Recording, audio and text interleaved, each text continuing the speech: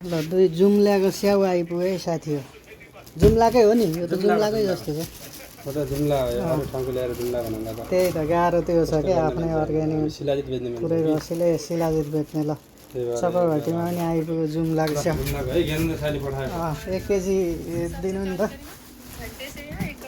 साथी हो। जुम्लाको स्याउ आइपुग्यो। एकजना साथीले घुमाउँदै ल्याउनु भएको रहेछ है। 200 रुपियाँ, काठमाडौँमा 150, पूर्वाञ्चलमा 200 भन्नुहुन्थ्यो। मैले चाहिँ 30 रुपियाँ बढाएर 230 रुपियाँ पर केजी लिएँ। नेपाली उत्पादन। उहाँको चाहिँ धेरै दुखेसो थियो है, थियो। चिस्यान भण्डार छैन, अलि धेर ल्याउँदाखेरि गर्मीले बिग्रिन्छ, अब यसमा केमिकल हालेको हुँदैन भन्नुहुन्छ। यो साह्रै समस्याको विषय हो साथी हो। नेपाल सरकारले यता चाहिँ ध्यान दिनुपर्ने हो कि ठाउँ ठाउँमा चिस्यान भण्डार खोलिदिने। नेपालमा यही त, अनि कृषिमा एकदम पछाडि पर्नुको कारण।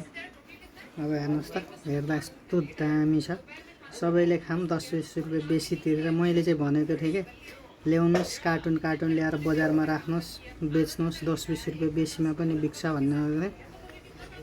हामी सानो व्यापारीलाई साह्रै गाह्रो हुन्छ, 2 दिन 3 दिन बिकेन भने ओइलिन्छ र चिस्यान भण्डार छैन, राख्ने ठाउँ छैन, ल्याएर रुममा राख्नुपर्छ, रुम तात्तिएर बिग्रिन्छ भन्नुहुन्थ्यो। पुरै रसिलो। चक्रघटीमा चाहिँ छैन होला सायद। यासा गुम्बाहरू आयुर्वेदिक दबाईहरू बेच्ने साथीले ल्याएको थिएँ। मैले चाहिँ 1 केजी राखेँ। निकै स्वादिलो छ।